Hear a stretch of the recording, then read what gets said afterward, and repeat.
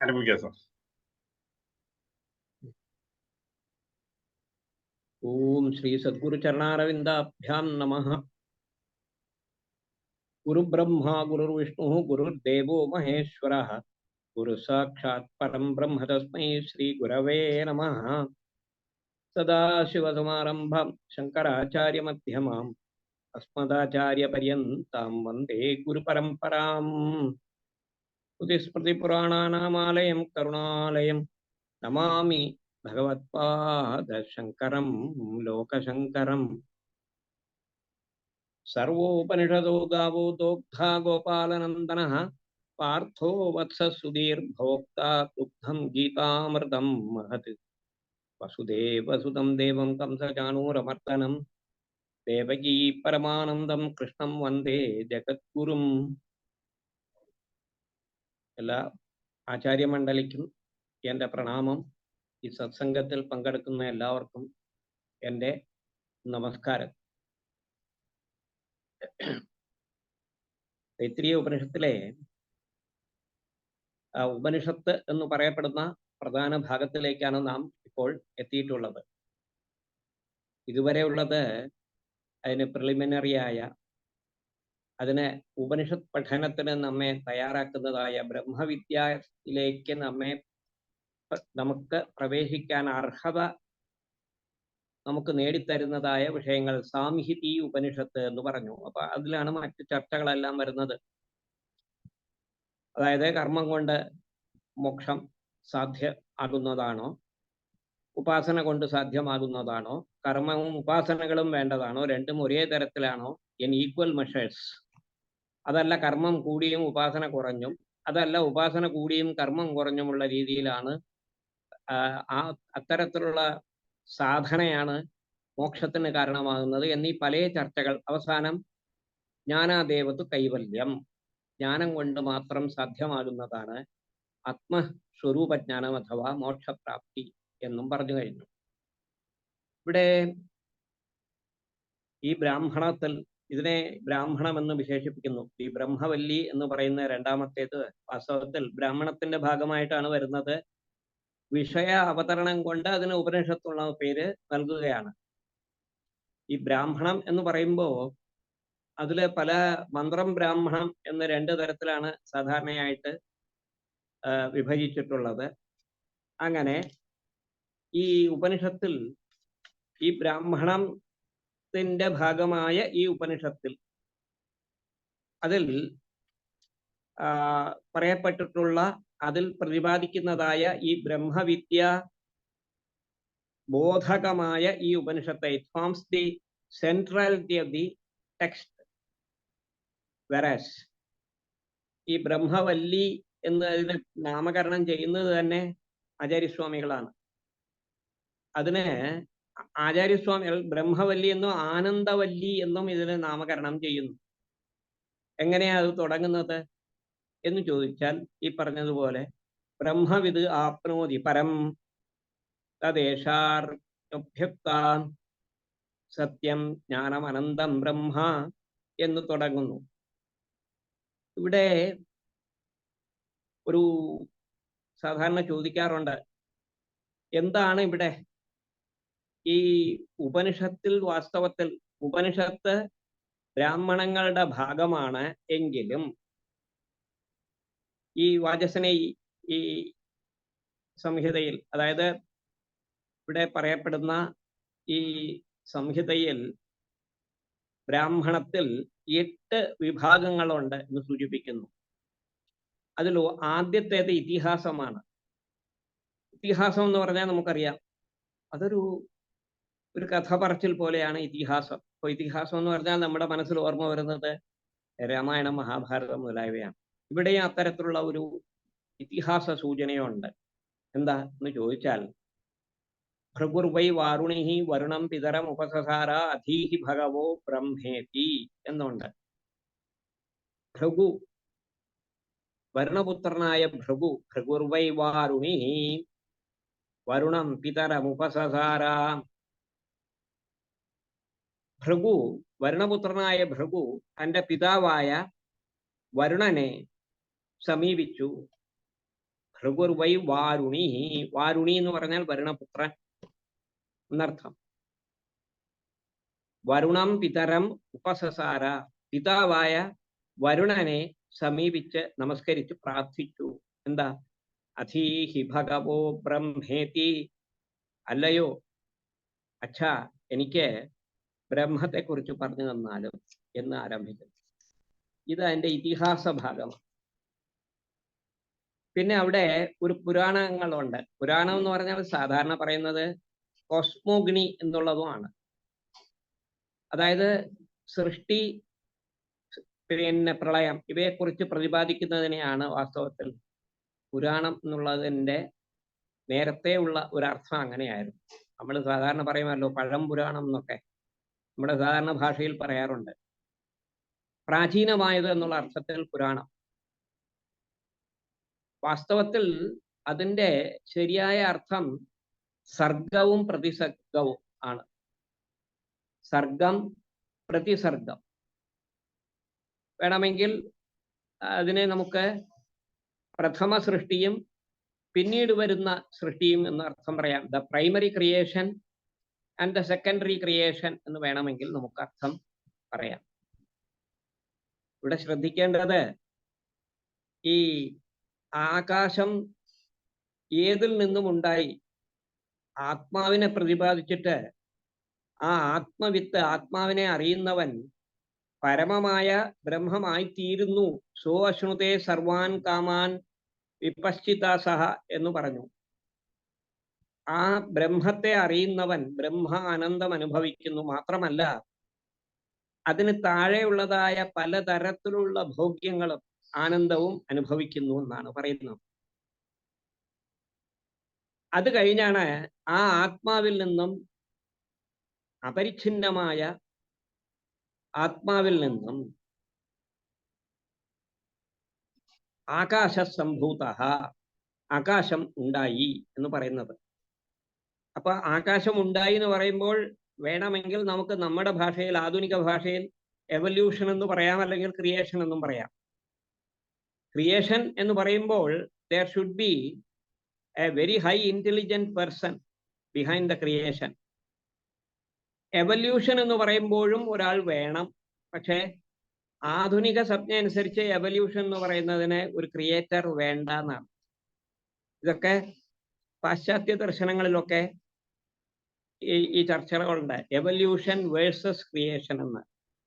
നമ്മെ സംബന്ധിച്ച് evolution, creation ഇതെല്ലാം ഒന്ന് തന്നെയാണ്, ഒരേ അർത്ഥമാണ്, സമാനാർത്ഥകമാണ് എന്നും കൂടി മനസ്സിലാക്കുക. ഇപ്പോ മൃത്തിൽ നിന്നും മണ്ണിൽ നിന്നും കുടമുണ്ടാകുന്നു എന്ന് പറയുന്നു. അത് ക്രിയേഷനാണ്, അത് ഉത്പത്തിയാണ്. മണ്ണിൽ നിന്നും കുടം ഉണ്ടാക്കപ്പെടുന്നു. പാല് തൈരാകുന്നു, ഒരു പരിണാമമാണത്. പാല് തൈരായി പരിണമിക്കുന്നു, അതും ഒരു നൂതന സൃഷ്ടിയാണ്. ഇവ രണ്ടും നമുക്കൊന്ന്. ആദ്യം പറഞ്ഞതിനെ നമ്മൾ എവല്യൂഷൻ എന്ന് പറയും, രണ്ടാമത്തേതിനെ ക്രിയേഷൻ എന്ന് പറയും. അതായത് രണ്ടാമത്തത്, അതായത് മണ്ണിൽ നിന്നും കുടമുണ്ടാകുന്നു എന്നതിനെ നാം സൃഷ്ടി എന്ന് പറയും. പാലിൽ നിന്നും തൈരുണ്ടാകുന്നത്, അതിനെ നാം പരിണാമം എന്നും പറയും നമ്മെ സംബന്ധിച്ച്. പക്ഷേ ഇതിൽ വ്യത്യാസം കാണുന്ന ദർശനങ്ങൾ വേറെയുണ്ട്. പരിണാമവാദികളായ സാഖ്യന്മാരുണ്ട്. ഇനി സൃഷ്ടിവാദികളായ നൈയായികന്മാരുമുണ്ട്. ആ ഒരു വിഭാഗങ്ങൾ, അവരുടെ അഭിപ്രായങ്ങളും നമുക്ക് ഒരു സാമാന്യമായി നമുക്ക് അറിഞ്ഞിരിക്കാം. അത് പിന്നീടുള്ള നമ്മുടെ ഡിസ്കഷൻസിൽ അത് ഭാഗമാകുന്നുമുണ്ട്. ഇപ്പൊ നമ്മൾ മനസ്സിലാക്കേണ്ടത് ഈ ആകാശത്തിൽ, ആത്മാവിൽ നിന്നും ആകാശമുണ്ടായി എന്ന് പറയുമ്പോൾ ആത്മനഃ തസ്മാദ്വാ ഏതസ്മാത്, തസ്മാദ്വാ ഏതസ്മാത് എന്ന് പറഞ്ഞാൽ ആ ആത്മാവ് ഇപ്രകാരം പറയപ്പെട്ടതായ എന്ന് പറഞ്ഞാൽ എന്താ? വിപശ്ചിത്ത് എന്ന് ഒരു പറയുന്നു. വിപശ്ചിത ബ്രഹ്മണ എന്ന് പറഞ്ഞു. വിപശ്ചത് എന്ന് പറഞ്ഞാൽ ഇവിടെ സർവജ്ഞം എന്നർത്ഥം. സർവജ്ഞമായ ബ്രഹ്മത്തിൽ നിന്നും, തസ്മാത് ആ ബ്രഹ്മം, ഏതസ്മാത് സർവജ്ഞമായ ബ്രഹ്മത്തിൽ നിന്നും ആത്മനഃ. ഇവിടെ ആത്മനഃ എന്ന് പറഞ്ഞു, അതിനു മുമ്പ് ബ്രഹ്മണ സഹ വിപശ്ചിതേതി എന്നും പറഞ്ഞു. അപ്പൊ ബ്രഹ്മ ഇസ് ഈക്വൽ ടു ആത്മൻ എന്നും പറഞ്ഞു. ബ്രഹ്മം എന്നതും ആത്മാവ് എന്നുള്ളതും സമാനാർത്ഥകമാണ് എന്ന് കിട്ടുന്നു. ഇവിടെ ശ്രദ്ധിക്കുക, സോശ്നുതേ സർവാൻ കാമാൻ സഹ വിപശ്ചിത. സോശ്നുതേ, ബ്രഹ്മത്തെ അറിഞ്ഞവൻ, യഹ ബ്രഹ്മ വേത്തി സഹ സർവാൻ കാമാൻ, സമസ്ത ഭോഗങ്ങളും അനുഭവിക്കുന്നു എന്നാണ്.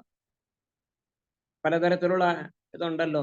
ഇപ്പോ ഒരു ഏകഛത്രാധിപതി വാഴുന്ന ഒരു രാജാവ്, ഭൂമണ്ഡലത്തിന്റെ മുഴുവനും അധിപൻ ഒരാൾക്ക് ലഭിച്ചു എന്നിരിക്കട്ടെ. സമസ്ത ഭൂമണ്ഡലത്തിന്റെയും ആധിപത്യം ഒരാൾക്ക് ലഭിച്ചാൽ ലഭിക്കുന്ന ആനന്ദം, അതിൻ്റെ 100 മടങ്ങാണ് ഈ പറയുന്ന ഗന്ധർവന്മാരുടെ ആനന്ദം. അതിൻ്റെയും 100 മടങ്ങാണ് ദേവന്മാരുടെ ആനന്ദം. അതിൻ്റെയും 100 മടങ്ങാണ് ഇന്ദ്രന്റെ ആനന്ദം. ഇങ്ങനെ ക്രമേണ ഒരു ഗ്രഡേഷൻ പറഞ്ഞു പോകുന്നു. ഈ ഉപനിഷത്തിന്റെ അവസാന ഭാഗത്തിൽ അത് പറയുന്നു. അപ്പോ ഈ ഉപനിഷത്തിന്റെ താത്പര്യം, സമസ്ത ഭോഗങ്ങളും അനുഭവിച്ചാൽ കിട്ടുന്നതായ ആ ആനന്ദം ബ്രഹ്മവിത്തിന് ലഭിക്കുന്നു എന്ന് പറഞ്ഞിട്ട്,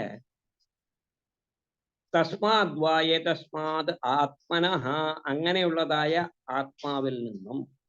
അപ്പൊ പ്രത്യേകാത്മാവ് തന്നെയാണ് ബ്രഹ്മം എന്ന് പറയാതെ പറയാനിവിടെ. അയം ആത്മാ ബ്രഹ്മ എന്നുള്ളത് നേരിട്ടുള്ള ഒരു, ഇറ്റ്സ് എ ഡയറക്റ്റ് റെവലേഷൻ, നേരിട്ട് പറഞ്ഞു തരികയാണ്. ഇവിടെ സൂചിപ്പിക്കുകയാണ്, മുൻപ് പറഞ്ഞത് ബ്രഹ്മമാണ്, സർവജ്ഞമായ ബ്രഹ്മമാണ്.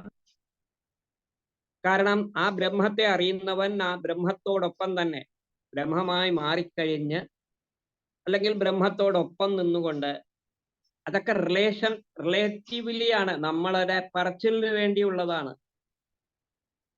ബ്രഹ്മവിത്ത് ബ്രഹ്മൈവ ഭവതി, ബ്രഹ്മവിത്ത് ബ്രഹ്മമാകുന്നു എന്നാണ്, ബ്രഹ്മമായി മാറുന്നു എന്നല്ല, ബ്രഹ്മമാകുന്നു. ഇത് അനുഭവമാണത്, അനുഭവവേദ്യമായിട്ടുള്ളതാണ്. അപ്പോ വിപശ്ചിത ബ്രഹ്മണ, സർവജ്ഞമായ ആ ബ്രഹ്മത്തോടൊപ്പം എന്ന് പറഞ്ഞാൽ, ബ്രഹ്മത്തോടൊപ്പം എന്ന് പറഞ്ഞാൽ അവിടെ ആത്മാവിന്റെ, ജീവാത്മാവിന്റെ ഐഡന്റിറ്റി ഇല്ല. അത് പ്രത്യേകം ശ്രദ്ധിക്കേണ്ടതാണ്.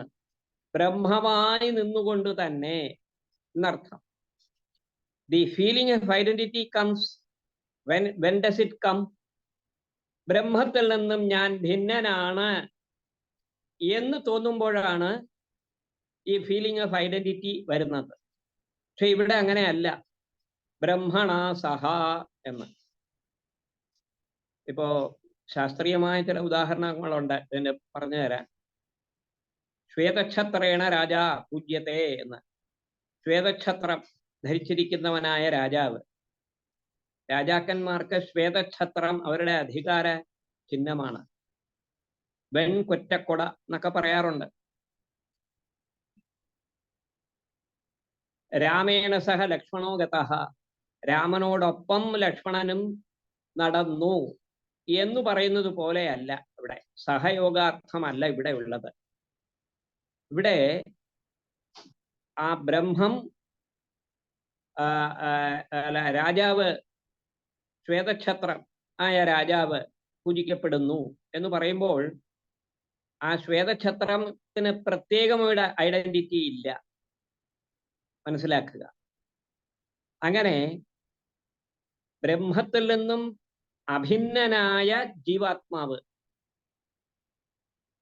ഈ ഫീലിംഗ് ഓഫ് ഐഡന്റിറ്റി വരുമ്പോൾ മാത്രമാണ് ബ്രഹ്മത്തിൽ നിന്നും ഞാൻ ഭിന്നനാണ് എന്നുള്ള ബോധം ഉണ്ടാകുന്നത്. ആ ബോധമില്ല ജീവാത്മാവിന്. കാരണം ബ്രഹ്മവിത്തിന് ആ ബോധമില്ല.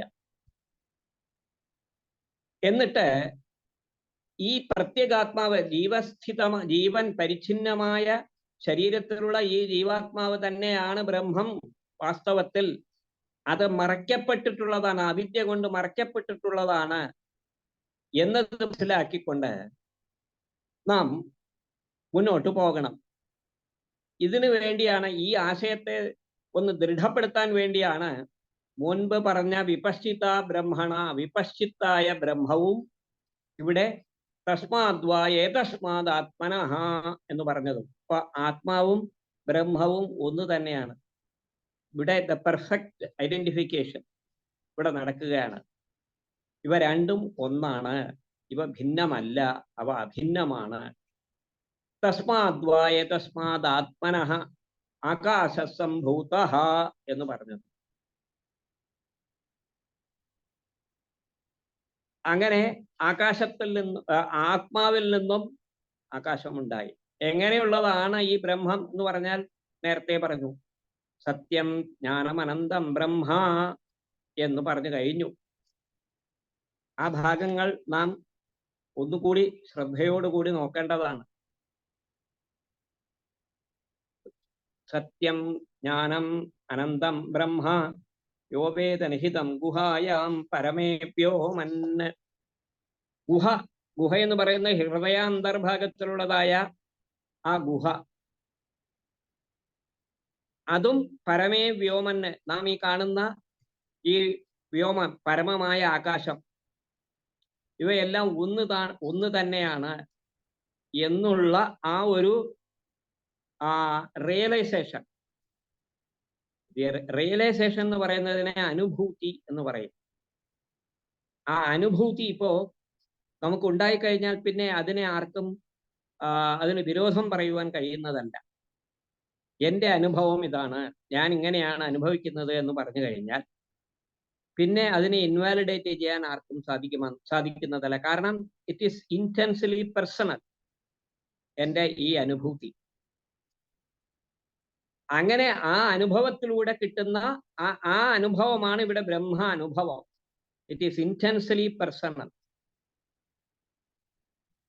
തസ്മാദ്വാ ഏതസ്മാത് ആത്മന ആകാശ സംഭൂതഃ, ഇപ്രകാരം പറയപ്പെട്ട സർവജ്ഞ ബ്രഹ്മമായ ഈ ആത്മാവ് എന്ന് വേണമെങ്കിൽ നമുക്ക് ചേർക്കാം. സർവജ്ഞ ബ്രഹ്മത്തിൽ നിന്നും ഭിന്നമല്ലാത്ത ആത്മാവിൽ നിന്നും ആകാശ സംഭൂതഃ,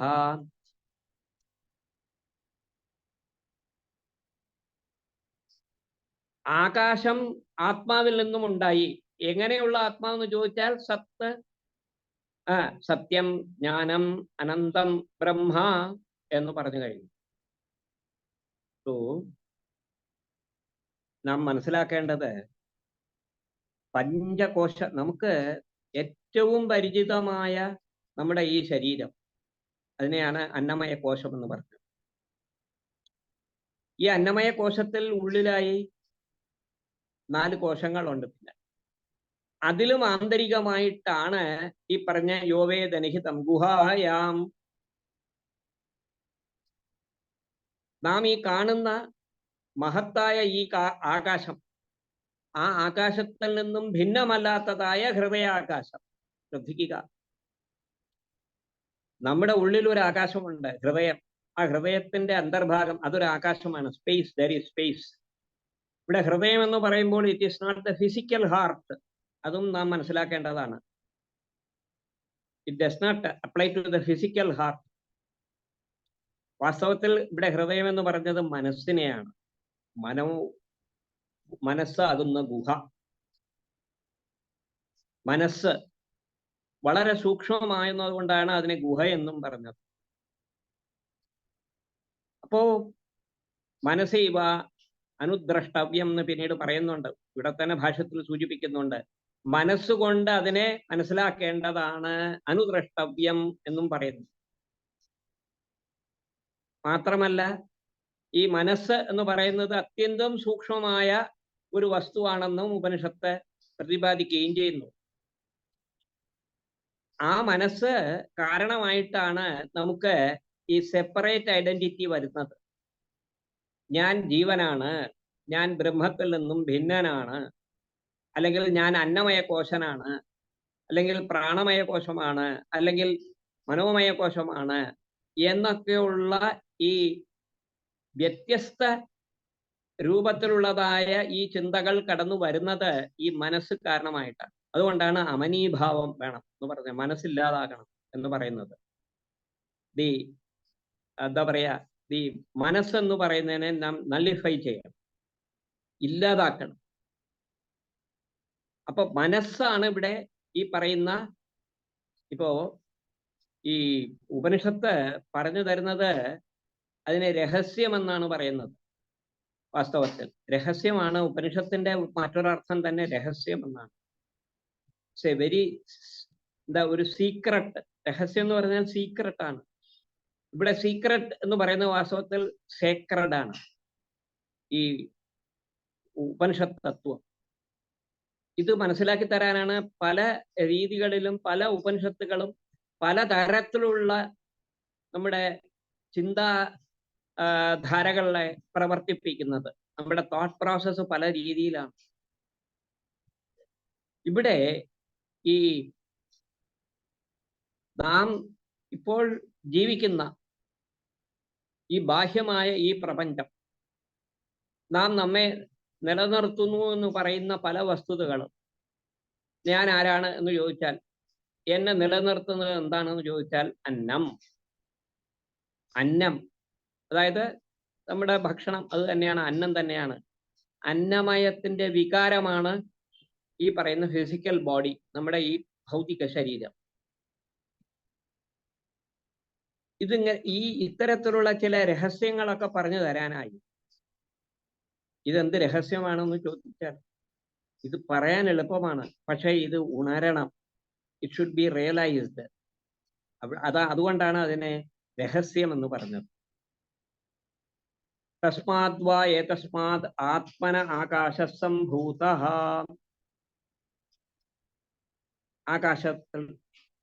ആകാശം ഉണ്ടായി. ആത്മനഃ ആകാശസംഭൂതഃ.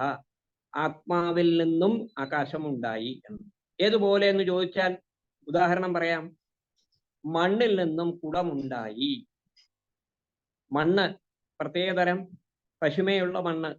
ആ മണ്ണ് കുഴച്ചെടുത്ത് ഒരു പ്രത്യേക രൂപത്തിലാക്കി, പിന്നെ അത് ഒരു ചക്രത്തിൽ വെച്ച് അത് കറക്കിയെടുത്ത് അതിൻ്റെ ആ കുടത്തിന്റെ രൂപമാക്കി, പിന്നെ അത് ചൂളയിൽ വെച്ച് ചുട്ടെടുക്കുമ്പോഴാണ് കുടമാകുന്നത്. മണ്ണിൽ നിന്നും കുടമുണ്ടായി, മൃത്തിൽ നിന്നും ഘടമുണ്ടായി എന്ന് പറയുന്നു. അപ്പൊ ഘടം എന്ന് പറയുന്നത് it's a product, it's a creation. നേരത്തെ ഞാൻ പറഞ്ഞുവല്ലോ, ട്രാൻസ്ഫർമേഷൻ, പരിണാമം. അതായത് പാല് തൈരാകുന്നു. The milk transforms itself into curd എന്ന് പറയുന്നത്. അതിനെയാണ് വാസ്തവത്തിൽ പരിണാമം എന്ന് പറയുന്നത്. മണ്ണിൽ നിന്നും കുടമുണ്ടാക്കുന്നതിനെ ക്രിയേഷൻ എന്ന് പറയുന്നു. Because there is an intelligent being behind this act. ഒരു കുലാലൻ ആണ് ഇത് ചെയ്യുന്നത്. ആ കുലാലൻ, ആദ്യത്തെ കുലാലനാണ് ബ്രഹ്മം, ഈശ്വരൻ എന്ന് പറയുന്നത്. ശ്രദ്ധിക്കുക. നമഃ കുലാലേഭ്യഃ കർമാരേഭ്യഃ നമഃ കുഞ്ചിഷ്ടേഭ്യോ നിഷാദേഭ്യശ്ച എന്ന് ശ്രീരുദ്രത്തിൽ ഭഗവാനെ കുലാലൻ, ആദ്യത്തെ കുലാലനായിട്ട് പറയുന്നു. സാധാരണ കുലാലൻ എന്നുള്ള പദത്തിന്റെ അർത്ഥം എന്താ? കൊശവൻ എന്നാണ്.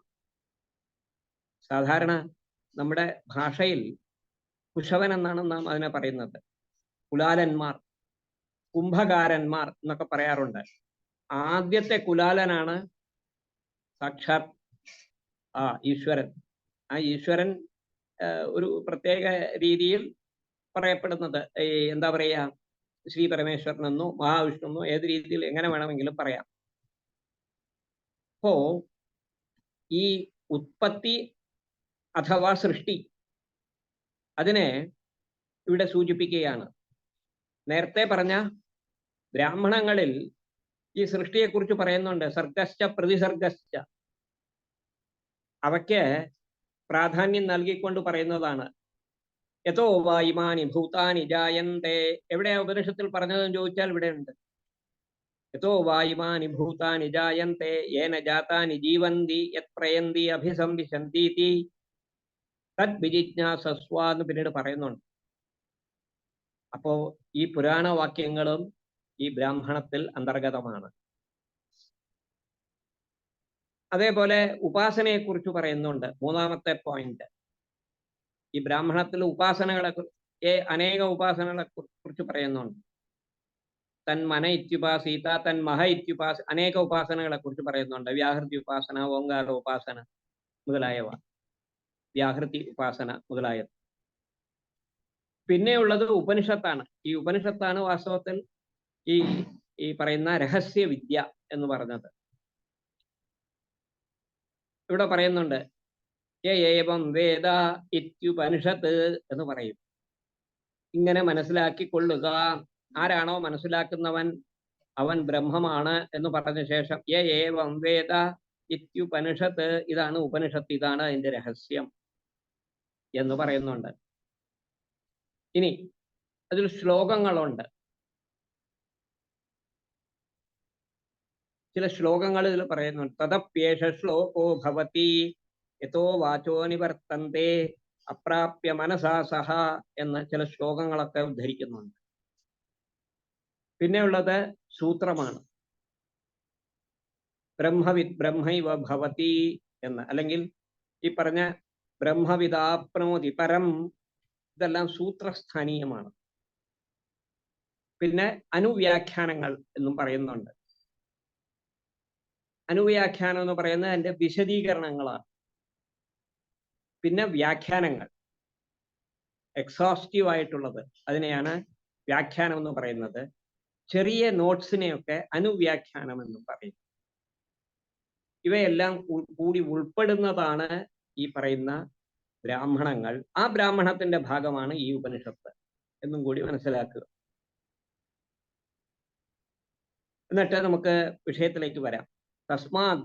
തസ്മാത് ആത്മനാകാശ സംഭൂത, ആകാശം ഉണ്ടായി എന്ന് പറഞ്ഞു. So the question arises, ഈ പറയുന്ന ഈ ബ്രഹ്മം എന്ന് പറയുന്നത് എങ്ങനെയുള്ളതാണ്? നേരത്തെ പറഞ്ഞു കഴിഞ്ഞു. എങ്ങനെ? സത്യം, ജ്ഞാനം, അനന്തം. സത്യം എന്ന് പറയുമ്പോൾ അത് അനൃത ഭിന്നം. അനൃതം എന്ന് പറഞ്ഞാൽ എന്താ? ഇല്ലാത്തത്. ഇല്ലാത്തതിന്റെ അതിൽ നിന്നും ഭിന്നമായതാണ്. അതായത് ലക്ഷണം കൊണ്ടാണ് മനസ്സിലാക്കി തരുന്നത്. നേരിട്ടല്ല സത്യപദം ബ്രഹ്മത്തിന്റെ ലക്ഷണമാകുന്നത്. പിന്നെയോ അനൃത ഭിന്നം എന്ന്. അതുപോലെ ജ്ഞാനമാണ് ബ്രഹ്മം എന്ന് പറഞ്ഞാലോ ജഡഭിന്നം എന്നർത്ഥം, ജഡമല്ലാത്തത്. അതുപോലെ അനന്തം, സത്യം, ജ്ഞാനം, അനന്തം ബ്രഹ്മ, പ്രത്യേകം അന്വയിക്കും. സത്യം ബ്രഹ്മ, ജ്ഞാനം ബ്രഹ്മ, അനന്തം ബ്രഹ്മ. അനന്തം ബ്രഹ്മ എന്ന് പറഞ്ഞാൽ എന്താ അർത്ഥം എന്ന് പറഞ്ഞാൽ പരിച്ഛിന്നമല്ലാത്തത് എന്നർത്ഥം. പരിച്ഛിന്ന ഭിന്നം. മറ്റുവയെല്ലാം പരിച്ഛിന്നമാണ്. എന്തുകൊണ്ടാ പരിച്ഛിന്നമാകും? They are all finite because they are created. എങ്ങനെയാണ് എന്ന് ചോദിച്ചാൽ ഇവിടെ ആ ക്രിയേഷന്റെ ആദ്യത്തെ ആ ഭാഗത്തെ കുറിച്ച് പറഞ്ഞു. സൃഷ്ടിയുടെ ആദ്യ ഭാഗങ്ങളെ കുറിച്ച് പറയുന്നു. തസ്മാത് ആത്മന ആകാശ സംഭൂത. നാം ഈ കാണുന്ന സ്പേസ് ഉണ്ടല്ലോ, ആകാശമുണ്ടല്ലോ, ഇത് വാസ്തവത്തിൽ ഫൈനൈറ്റ് ആണ്. അവിടെ എവിടെയോ അതിനൊരു അന്തമുണ്ട്. നമുക്കറിയില്ല എന്നുള്ളത് കൊണ്ട് മാത്രം അതിന് അന്തമില്ലെന്ന് പറയാൻ വയ്യ. അപ്പോ പരിച്ഛിന്നമാണ്. പരിച്ഛിന്നം ഏതെല്ലാം രീതിയിൽ കഴിഞ്ഞ ക്ലാസ്സിൽ ഞാൻ പറഞ്ഞിരുന്നു. ദേശം കൊണ്ട് പരിച്ഛിത്തി, കാലം കൊണ്ട് പരിച്ഛിത്തി, വസ്തു കൊണ്ട്, സ്വഭാവം കൊണ്ട് പരിച്ഛിത്തി. ദേശം കൊണ്ട് പരിച്ഛിത്തി എന്ന് പറയുമ്പോൾ നമ്മുടെ കേരളം എത്രയുണ്ട് എന്ന് ചോദിച്ചാൽ കേരളത്തിന്റെ ഒരു വിസ്തീർണം പറയും. അപ്പൊ ഭാരത രാജ്യത്തിന്റെ ഒരു ഭാഗമാണ് കേരളം. കേരളം ഇത്ര ചതുരശ്ര കിലോമീറ്റർ ആണ് എന്ന് നമ്മൾ പറയുന്നു. അപ്പൊ ഒരു അളവിൽ ഉൾപ്പെടുകയാണ്, അളക്കാൻ കഴിയുന്നതാണ്, പരിച്ഛിന്നമാണ്. ഭൂമിയോ, ഭൂമിക്കും ഒരു പരിച്ഛിത്തി നമുക്ക് അളവ് പറയാൻ സാധിക്കും.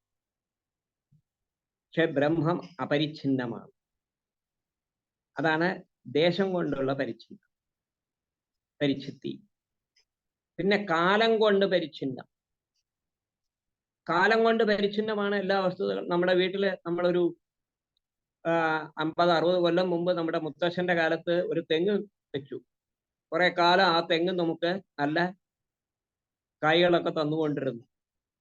ഒരു ഇടിവെട്ട് ഏറ്റ് ആ തെങ്ങ് നശിച്ചുപോയി. ആ തെങ്ങ് മുറിച്ചു മാറ്റേണ്ടി വരുന്നു. അപ്പൊ കാലം കൊണ്ട് പരിച്ഛിന്നമാണ് വസ്തു. ഇതുപോലെയാണ് എല്ലാ വസ്തുക്കളും. Those which are created are liable to get destroyed. Not liable, they will get surely be destroyed. Whenever there is a creation, there is a cessation also. ഒരു വസ്തു ഉണ്ടാവുമ്പോൾ അതിൻ്റെ ഇല്ലായ്മയും നമുക്ക് ഒരു സന്ദർഭത്തിൽ അനുഭവപ്പെടും. അതുകൊണ്ടാണ് ഇവിടെ ആകാശ സംഭൂത എന്ന് പറഞ്ഞത് ഉപനിഷത്തിൽ. ആകാശം ഉണ്ടായി. Because this sky is limited. Unlimited ആണെന്ന് നമ്മൾ പറയും.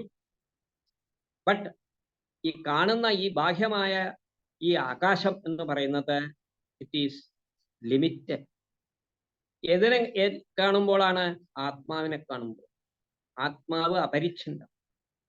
ആ അപരിച്ഛിന്നമായ ആത്മാവിൽ നിന്നും പരിച്ഛിന്നമായ, അപ്പൊ നമുക്കിപ്പോ ചോദിക്കാം ഈ ആകാശം എവിടെയൊക്കെ ഉണ്ടെന്ന്. നമുക്ക് അളന്നു നോക്കിയാൽ അറിയാം എവിടെ ഉണ്ടെന്ന്. അതുകൊണ്ടാണ് പുരാണത്തിൽ വാമനൻ ത്രിവിക്രമനായി മാറി ആകാശത്തെയും ഭൂമിയെയും അളന്നത്. അതുകൊണ്ടാണ് പുരാണത്തിൽ പറയുന്നുണ്ട്. അപ്പൊ അതിനൊരു അളവുണ്ട്. അതിന് ഒരു പരിച്ഛിത്തി ഉണ്ട്. തൻ്റെ പാദം കൊണ്ട് ആകാശവും ഭൂമിയും അളന്നു എന്ന് പുരാണത്തിലെ ഒരു കഥാഭാഗത്തിൽ പറയുന്നുണ്ടല്ലോ, വാമനാവതാരത്തിൽ. ആകാശ സംഭൂത, സംഭൂതി എന്നാണ് അതിനെ പറയുക. സംഭൂതി ഉണ്ടെങ്കിൽ വിനാശമുണ്ട്. സംഭൂതിഞ്ച വിനാശഞ്ച യസ്തദ് വേദ ഉഭയം സഹ എന്ന് ഈശാവാസ്യ ഉപനിഷത്തിൽ പറയുന്നുണ്ട്. എവിടെ സംഭൂതി ഉണ്ടോ അവിടെ വിനാശമുണ്ട്. Whenever there is creation, there is cessation also. There is destruction also.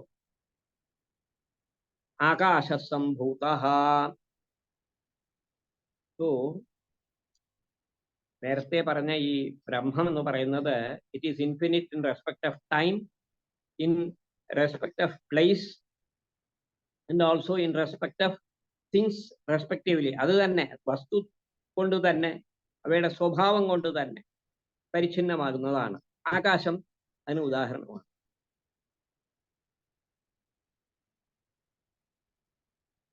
ഈ ആകാശം എന്ന് പറയുന്നത് വാസ്തവത്തിൽ അതിന് ഇൻഫിനിറ്റ് ഇല്ല. നമ്മുടെ ഭാഷയിൽ ഇൻഫിനിറ്റ് സ്പേസ്, ഇൻഫിനിറ്റ് സ്കൈ എന്നൊക്കെ നമ്മൾ പറയാറുണ്ട്. എന്തുകൊണ്ടാ അത് പരിച്ഛിന്നമെന്ന് നമ്മൾ പറയുന്നത്? എന്തുകൊണ്ടാണ് അത് ഫൈനൈറ്റ് എന്ന് പറയുന്നത്? Because it is a product. അതൊരു കാര്യവസ്തുവാണ്, ഉണ്ടാക്കപ്പെടുന്ന വസ്തുവാണ്. ഉണ്ടാക്കപ്പെടുന്നവയെല്ലാം നാശോന്മുഖമാകും. അവയ്ക്ക് നാശം തീർച്ചയായിട്ടുമുണ്ട്. Whatever is created is destroyed. അതൊരു എല്ലാവരും അംഗീകരിക്കുന്ന ഒന്നാണ്. It's a logical, it is quite logical also. ബ്രഹ്മത്തിന് ഉത്പത്തിയില്ല, നാശവുമില്ല എന്നതാണ്. Brahman is unlimited even in respect of time, space. ഈ ആകാശം നേരത്തെ പറഞ്ഞ ഈ പരിച്ഛിന്നമായതുകൊണ്ട്, അത് ഉത്പന്നമായതുകൊണ്ട്, ഉണ്ടാക്കപ്പെടുന്നത് കൊണ്ട് അതിന് സംഭൂതി, ആകാശ സംഭൂത എന്ന് പറഞ്ഞു. ഇനി മറ്റ് ശാസ്ത്രങ്ങളുടെ സഹായത്തോടു കൂടി തന്നെ ഇതിനെയും നമുക്ക് വേദാന്തം മാത്രമല്ല, നമുക്ക് കുറച്ചുകൂടി ഈ sound is the quality of ആകാശ എന്ന് പറയും. The sound travels in space എന്നാണല്ലോ. അപ്പൊ ആകാശം, ശബ്ദഗുണകം ആകാശം എന്നാണ് ന്യായശാസ്ത്രത്തിലും പറയുന്നത്. ശബ്ദഗുണകം, ശബ്ദം എന്ന ഒരു ഗുണത്തോട് കൂടിയതാണ്. It's A quality. നേരത്തെ ശ്രദ്ധിക്കുക, ആകാശത്തിന് ഗുണമുണ്ട്, ബ്രഹ്മത്തിന് ഗുണമില്ല. ബ്രഹ്മം നിർധർമ്മകമാണ് എന്നത് മനസ്സിലാക്കണം. ആകാശം ബ്രഹ്മത്തിൽ നിന്നും ആത്മാവിൽ നിന്നും ഉണ്ടാകുന്നതായ ആകാശം അത് ഫൈനൈറ്റ് ആകുന്നത് എന്തുകൊണ്ടാന്ന് ചോദിച്ചാൽ ഈ ഗുണം ഉള്ളത് കൊണ്ടാണ്. ശബ്ദഗുണകം ആകാശം എന്ന് പറയും. ആകാശാത് വായുഹു, ആകാശത്തിൽ നിന്നും വായു ഉണ്ടാകുന്നു. The air is born out of the space, അല്ലെങ്കിൽ ആകാശം.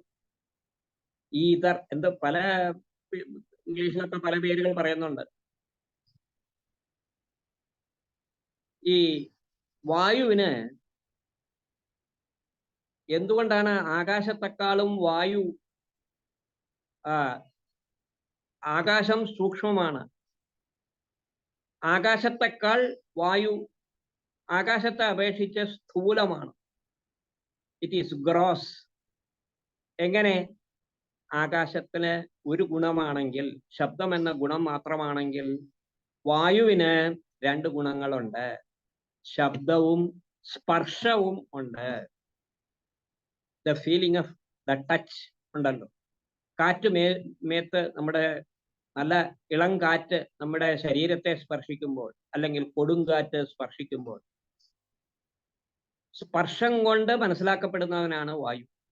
സ്പർശം കൊണ്ട്, ന്യായശാസ്ത്രത്തിൽ അങ്ങനെയാണ് പറയുന്നത്. സ്പർശ അനുമേയ വായു.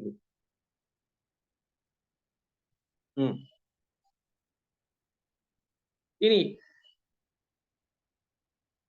വായുവിൽ നിന്നും അഗ്നി ഉണ്ടാകുന്നു. വായുവിനേക്കാൾ സ്ഥൂലമായ അഗ്നി ഉണ്ടാകും. ആകാശത്തിന് ശബ്ദം ഗുണമാണെങ്കിൽ, വായുവിന് ശബ്ദവും സ്പർശവും ഗുണമാണെങ്കിൽ,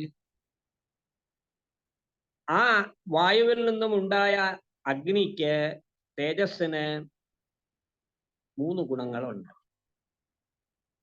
എന്തെല്ലാം? ശബ്ദം, സ്പർശം, രൂപം എന്ന് 3 അപ്പോ രൂപ, സ്പർശ, ശബ്ദങ്ങൾ എന്ന ഗുണങ്ങളോട് കൂടിയതായ തേജസ് അഥവാ അഗ്നി. അഗ്നി എന്ന് തന്നെ പറയാം നമുക്ക്. ഉപനിഷത്തിൽ പറഞ്ഞിട്ടുള്ളത് അഗ്നിഹി എന്നാണ്. വായോരഗ്നിഹി. ആ അഗ്നി 3 ഗുണങ്ങളോട് കൂടിയതാണ്. നേരത്തെ പറഞ്ഞ വായുവിൽ നിന്നും സ്ഥൂലമാണ്, പരിച്ഛിന്നവുമാണ്. അഗ്നേരാപഹ, ആ അഗ്നിയിൽ നിന്നും ജലമുണ്ടായി എന്ന് പറയുന്നു. പഞ്ചീകരണം എന്നാണ് ഇതിനെ പറയുക. ഇതിൽ നിന്നും എങ്ങനെയാണ് ഇതുണ്ടാകുന്നത്, ഈ മറ്റു ശരീരങ്ങളൊക്കെ എങ്ങനെ ഉണ്ടാകുന്നു എന്നുള്ളതിന് പഞ്ചീകരണം എന്നൊരു പ്രക്രിയയെക്കുറിച്ച് പറയുന്നുണ്ട്. പാഞ്ചഭൗതികങ്ങളുടെ ഒരു മിശ്രണം. അതിലേക്ക് നമുക്ക് പിന്നീട് വരാം. അഗ്നേരാപഹ,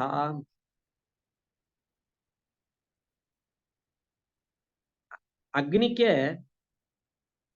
അഗ്നിയിൽ നിന്നും ജലമുണ്ടാകുന്നു. ജലത്തിന് 4 ഗുണമുണ്ട്. എന്തെല്ലാം? ശബ്ദ, സ്പർശ, രൂപ, രസം. രസം എന്ന് പറഞ്ഞാലോ ടേസ്റ്റ് എന്നുള്ളത് ജലത്തിനുണ്ട്. അപ്പൊ 4 ഗുണങ്ങളോട് കൂടിയ ജലം തേജസ്സിൽ നിന്നും ഉണ്ടാകുന്നു. അപ്പൊ തേജസ്സിനേക്കാൾ സ്ഥൂലമാണ്. ഇനി ജലത്തിൽ നിന്നും അഭ്യഹ പൃഥിവി, ഈ ജലത്തിൽ നിന്നും പൃഥിവി ഉണ്ടാകുന്നു. പൃഥിവി എന്ന് പറഞ്ഞാൽ ദി എർത്ത്. അത് ജലത്തെക്കാൾ സ്ഥൂലമാണ്. ഇതിൽ 5 ഗുണങ്ങളുണ്ട്. നേരത്തെ പറഞ്ഞ ഗുണങ്ങൾക്കൊപ്പം ഗന്ധം ഉണ്ട്. അപ്പോ ശബ്ദ, സ്പർശ, രൂപ, രസ, ഗന്ധങ്ങൾ, ഈ 5 ഗുണങ്ങളും ഉള്ളതാണ് പൃഥിവി. ഇവ 5 എണ്ണത്തിനെയുമാണ് നാം ഭൂതങ്ങൾ എന്ന് പറയുന്നത്. ആദ്യം ഈ മഹാഭൂതങ്ങളെ സൃഷ്ടിക്കുന്നു, ആത്മാവ് സൃഷ്ടിക്കുന്നു, ഈശ്വരൻ സൃഷ്ടിക്കുന്നു, എങ്ങനെ വേണമെങ്കിലും പറയാം.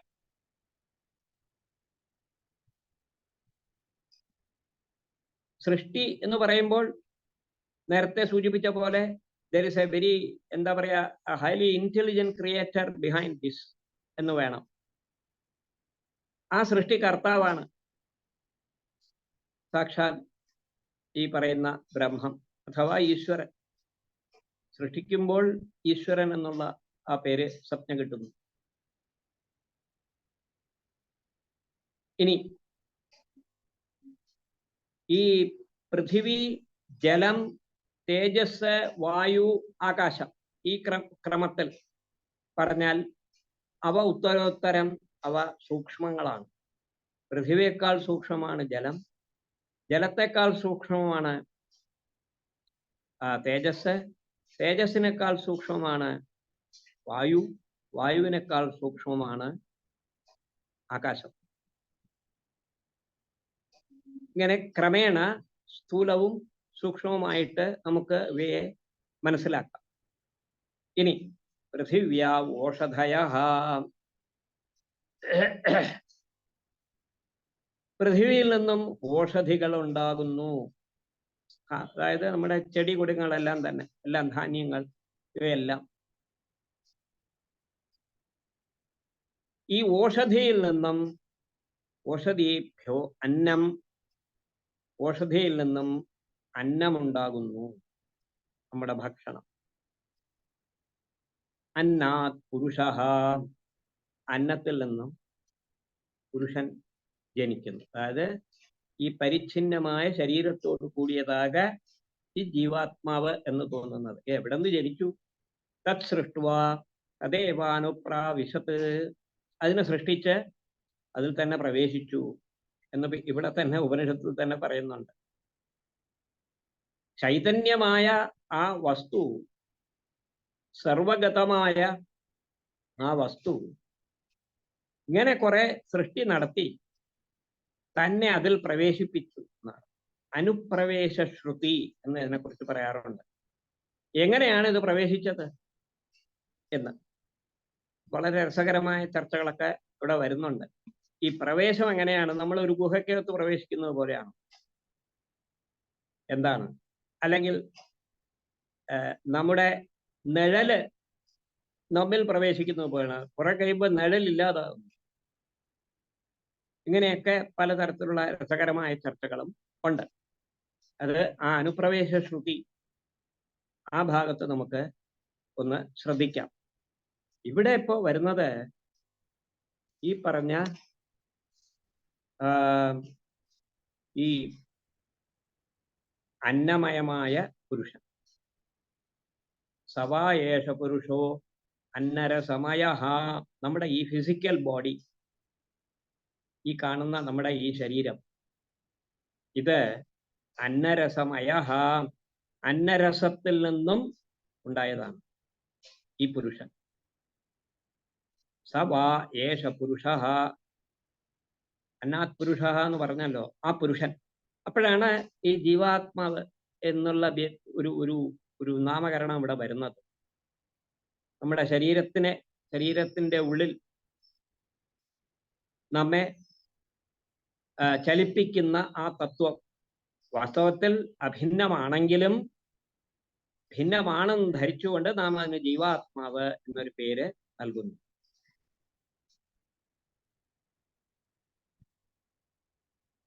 സവായേഷ പുരുഷഃ അന്നരസമയഃ, ഈ പുരുഷൻ അന്നരസത്തിൽ നിന്നും ഉണ്ടായവനാണ്. അന്നരസത്തിന്റെ വികാരമാണ്, അതിൽ നിന്നും ഉണ്ടായവനാണ്. തസ്യ ഇദമേവ ശിരഃ, ഈ പുരുഷൻ സൂര്യന് അഭിമുഖമായി നിൽക്കുമ്പോൾ അതിനു മുമ്പ് ഇതമേവ ശിരഹ, പ്രസിദ്ധമായ ഈ ശിരസ്, ഇതമേവ ശിരഹ, അതിന്റെ ഭാഗങ്ങൾ വർണ്ണിക്കുന്നു.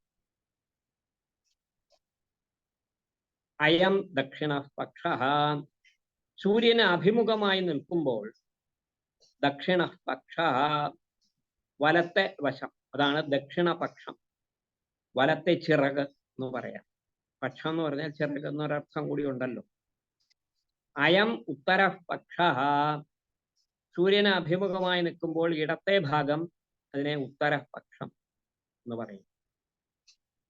അയമാത്മാ, ഈ ശരീരത്തിന്റെ അവയവങ്ങൾക്ക് മധ്യഭാഗത്തായുള്ളത് ആത്മാവ്.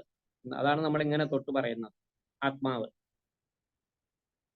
ഇതം പുച്ഛം പ്രതിഷ്ഠ, നമ്മുടെ നാഭിക്ക് താഴെയുള്ള പാദങ്ങൾ എല്ലാം ഭൂമിയെ സ്പർശിക്കുന്നതായ ആ ഭാഗം, അതിനെയാണ് പുച്ഛഭാഗം എന്ന് പറയുന്നത്. പുച്ഛം, അതിനെയാണ് പ്രതിഷ്ഠ എന്ന് പറയുന്നത്, എല്ലാത്തിനെയും താങ്ങുന്നത് പ്രതിഷ്ഠ. തദപ്യേഷ ശ്ലോകോ ഭവതി, ഈ അന്നമയത്തെക്കുറിച്ച് പിന്നെ പ്രതിപാദിക്കുന്ന ഒരു മന്ത്രം ഇനി വരുന്നുണ്ട് എന്ന് പറയുന്നു. തദപ്യേഷ ശ്ലോകോ ഭവതി, ഈ അന്നമയത്തെ സംബന്ധിച്ചുള്ള ഏഷ ശ്ലോക ഭവതി, പിന്നീട് വരുന്നുണ്ട്. ഇവിടെ ഇത് സാമാന്യമായ ഒരു അർത്ഥമാണ് ഈ ഉപനിഷത്തിന്റെ. ഇനി നമുക്ക് ആചാര്യസ്വാമികൾ എന്താണ് ഇവിടെ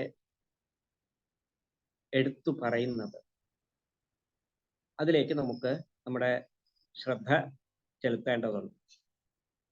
ഭാഷ്യത്തിന്റെ വരി ആരംഭിക്കുന്നത് ബ്രഹ്മവിദ് ബ്രഹ്മേതി വക്ഷ്യമാണ ലക്ഷണം ബൃഹത്തമത്വാത് ബ്രഹ്മ തദ്വേത്തി വിജാനീതീതി ബ്രഹ്മവിദാപ്നോതി പരം നിരതിശയം തദേവ ബ്രഹ്മപരം എന്ന്. ബ്രഹ്മവിദ് ബ്രഹ്മേതി വക്ഷ്യമാണ ലക്ഷണം. ബ്രഹ്മവിദ് ബ്രഹ്മ, ബ്രഹ്മത്തെ അറിയുന്നവൻ ബ്രഹ്മമാണ്, ബ്രഹ്മമാകുന്നു എന്ന വക്ഷ്യമാണ് ലക്ഷണം. ഇനി വരാൻ പോകുന്നതാണ് ബ്രഹ്മവിദ് ബ്രഹ്മൈവ ഭവതി എന്ന്. ആ വക്ഷ്യമാണ് ലക്ഷണം, പറയാൻ പോകുന്ന ലക്ഷണത്തോട് കൂടിയ ബൃഹത്തമത്വാത് ബ്രഹ്മ, ഏറ്റവും വലുത് എന്നുള്ളത് കൊണ്ടാണ് ബ്രഹ്മശബ്ദത്തിന്റെ അർത്ഥം. ബ്രഹ്മണത്വം, ബൃഹത്വാത് ബ്രഹ്മണത്വാദ്വാ, ഏറ്റവും വലുത്, വർദ്ധിച്ചുകൊണ്ടിരിക്കുന്നത്. ബൃഹത്വാത് ബ്രഹ്മണം, ബ്രഹ്മണം എന്ന് പറഞ്ഞാൽ the act of growing bigger എന്നുള്ളതാണ്. ബൃഹത്ത്, ബ്രഹ്മണം, ബ്രഹ്മണം, വർദ്ധിച്ചുകൊണ്ടിരിക്കുക. അപ്പൊ ബ്രഹ്മം എന്ന് പറയുന്നത് വർദ്ധിച്ചുകൊണ്ടിരിക്കുന്നതാണ്, വലുതായിക്കൊണ്ടിരിക്കുന്നതാണ്. ആധുനിക ശാസ്ത്രപ്രകാരം ദ യൂണിവേഴ്സ് ഈസ് എക്സ്പാൻഡിങ് എന്നൊരു തിയറി കൂടി ഉണ്ടല്ലോ, അതുമായിട്ട് ശ്രദ്ധിച്ചു നോക്കുക. ഇനി തദ്വേത്തി വിജാനാതീതി, അതിനെ മനസ്സിലാക്കുന്നു, നല്ല പോലെ അറിയുന്നു. ബ്രഹ്മവിദ് ആപ്നോതി പരം, ബ്രഹ്മത്തെ അറിയുന്നവൻ പരം ആപ്നോതി, ബ്രഹ്മത്തെ പ്രാപിക്കുന്നു. നിരതിശയം തദേവ ബ്രഹ്മ, നിരതിശയമായ, അതിനേക്കാളും വലുതായിട്ടുള്ള ഒന്നും ഇല്ലാത്തത് കൊണ്ടാണ് നിരതിശയം എന്ന് പറഞ്ഞത്. അതിശയം എന്നുള്ളൊരു വാക്കുണ്ടല്ലോ, ഒരു അതിശയം കേട്ടോ നമ്മൾ പറയാറുണ്ട്. എന്താ അതിന്റെ സ്പെഷ്യാലിറ്റിയാണ്. ഇവിടെ ബ്രഹ്മത്തെ പറയുമ്പോൾ നിരതിശയം എന്നാണ് പറയുന്നത്, അതിൽ കൂടുതൽ പറയുന്നതായിട്ട് യാതൊന്നുമില്ല. തദേവ ബ്രഹ്മ പരം നഹി അന്യസ്യ വിജ്ഞാനാത് അന്യസ്യ പ്രാപ്തി, ഒരാൾ മനസ്സിലാക്കിയാൽ മറ്റുള്ളവൻ ബ്രഹ്മത്തെ അറിയുന്നതല്ല. അപ്പോ സ്പഷ്ടം ജ ശ്രുത്യന്തരം ബ്രഹ്മപ്രാപ്തിമേവ ബ്രഹ്മവിത്തോ ദർശയതി. ഒരാള്, ഒരു എ എന്ന് പറയുന്ന ഒരാള് ബ്രഹ്മത്തെ മനസ്സിലാക്കുന്നുണ്ടെങ്കിൽ അയാൾ ബ്രഹ്മമാണ് എന്ന് ആ ബോധം അയാൾക്കും ഉണ്ടാകുന്നു, മറ്റുള്ളവനുണ്ടാകുന്നില്ല. ശ്രുത്യന്തരം ബ്രഹ്മപ്രാപ്തിമേവ ബ്രഹ്മവിദോ ദർശയതി. വളരെ ക്ലിയർ ആക്കിക്കൊണ്ട് പോവുകയാണ്. ശ്രുതി ആ പാസേജിന്റെ അർത്ഥം വളരെ കൃത്യമായി മനസ്സിലാക്കി തന്നുകൊണ്ടാണ് ആചാര്യൻ മുന്നോട്ട് പോകുന്നത്. സയോ ഹവൈ തത് പരമം ബ്രഹ്മവേത ബ്രഹ്മൈവ ഭവതി. പരമമായ ബ്രഹ്മത്തെ ആരാണോ അറിയുന്നത്, യോ ഹ വൈ വേദ, യാതൊരുത്തൻ മാത്രമാണോ അറിയുന്നത്, ബ്രഹ്മൈവ ഭവതി, അവൻ ബ്രഹ്മമാകുന്നു. ആകുന്നു എന്ന് പറഞ്ഞാൽ പിന്നീട് ഉണ്ടാകുന്നതല്ല, അവൻ ബ്രഹ്മം തന്നെയാണ് എന്ന് നമ്മുടെ മലയാളത്തിൽ നമ്മൾ പറയുന്നത് പോലെയാണ്. ബ്രഹ്മൈവ ഭവതി. അപ്പൊ ബൃഹത്തമത്വാത് ബ്രഹ്മ എന്ന് ആ പരബ്രഹ്മത്തെ ആരാണോ അറിയുന്നത് അവൻ ബ്രഹ്മമാണ് എന്ന് പറയാം. ബ്രഹ്മമാകുന്നു അല്ല. പിന്നീട് ഉള്ള ഒരു ഫ്യൂച്ചർ ഇതിലേക്ക് ഉള്ള അർത്ഥം നമ്മൾ നൽകരുത്. Is already he is Brahman. It's എന്താ പറയാ, എ പോയിന്റ് ഓഫ് റിയലൈസേഷൻ എന്നുള്ളതാണ്. ഐ ആം ബ്രഹ്മൻ എന്നുള്ളത് it's a realisation, an intense feeling. ഇപ്പോ ആചാര്യൻ സംശയം ചോദിക്കുകയാണ്. ഈ ബ്രഹ്മത്തെ പ്രാപിക്കുന്നു എന്ന് പറഞ്ഞല്ലോ. നനു സർവഗതം സർവസ്യ ആത്മഭൂതം ബ്രഹ്മ വക്ഷ്യതി. നിങ്ങളെല്ലാം പറഞ്ഞു ബ്രഹ്മം സർവഗതമാണ്, എല്ലാത്തിൻ്റെയും ആത്മാവാണ് എന്ന് പറയപ്പെടുന്നു. അതുകൊണ്ട് അതോ ന ആപ്യം, അത് ആപ്യമല്ല, പ്രാപ്യമല്ല. എന്തുകൊണ്ട്? പ്രാപ്തിശ്ച അന്യസ്യ അന്യേന പരിച്ഛിന്നസ്യ ച പരിച്ഛിന്നേന ദൃഷ്ട. ആപ്തി, പ്രാപ്തി എന്ന് പറയുന്നത് പരിച്ഛിന്നമായ, ലിമിറ്റഡ് ആയ ഒരു വസ്തുവിന് മാത്രമേ ഉള്ളൂ. ഇപ്പൊ ഞാൻ തിരുവനന്തപുരത്തേക്ക് പോകുന്നു, ഞാൻ എന്ന ഈ പരിച്ഛിന്നനായ വ്യക്തി തിരുവനന്തപുരത്തേക്ക് പോകുന്നു, തിരുവനന്തപുരത്തെ പ്രാപിക്കുന്നു. ഇതാണല്ലോ ആപ്തി എന്ന് പറഞ്ഞാൽ. അപരിച്ഛിന്നം സർവാത്മകം ച ബ്രഹ്മ. ബ്രഹ്മമാകട്ടെ അപരിച്ഛിന്നമാണ്, സർവാത്മകമാണ് എന്നതുകൊണ്ട് പരിച്ഛിന്നവത് അനാത്മവച്ച തസ്യ ആപ്തി അനുപപന്ന. പരിച്ഛിന്നമായ ഒരു വസ്തു ഒരു സ്ഥലത്ത് നിന്ന് മറ്റൊരു സ്ഥലത്തേക്ക് എത്തുന്നത് പോലെ, പ്രാപിക്കുന്നത് പോലെ, ആ ആപ്തി എന്നുള്ളത് അപരിച്ഛിന്നമായ സർവഗതമായ സർവാത്മകമായ ബ്രഹ്മത്തിന് യോജിക്കുന്നതല്ല എന്ന് ഒരു ശങ്ക ഇവിടെ പറയുകയാണ്. ആ ശങ്കയ്ക്ക് വിസ്തരിച്ചൊരു സമാധാനമുണ്ട്. പിന്നീട് അനവധി ചർച്ചകളുണ്ട്, വളരെ ശാസ്ത്രീയമായിട്ടുള്ള ചർച്ചകളുണ്ട്. നമുക്ക് മനസ്സിലാക്കാൻ കഴിയുന്നത് മാത്രം എടുത്തു പറഞ്ഞുകൊണ്ട് നമുക്ക് അടുത്ത ആഴ്ച ഈ ഉപനിഷത്ത് പഠനം നമുക്ക് തുടരാം. ഇതോടുകൂടി ഇന്നത്തെ ഈ സത്സംഗം സമാപിക്കുന്നു.